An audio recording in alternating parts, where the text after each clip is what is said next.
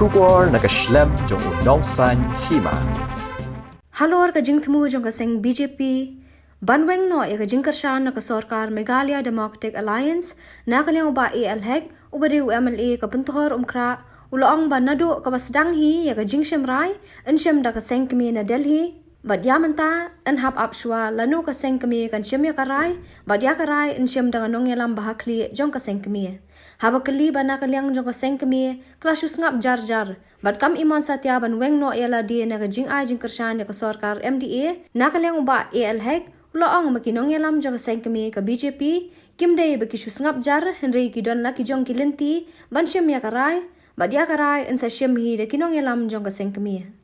The beginning also that call will take by the center, so we have to wait for when the center will take the call, the national leader of BJP.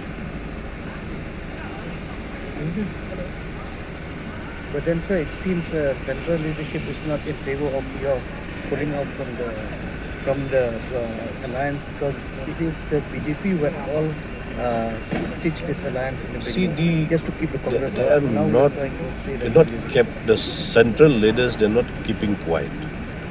They have their own way of taking the decisions, and definitely the call will take by the central leader and the national leaders. But then time is already running out. The timing is very important, and they are doing their own, the way they are doing.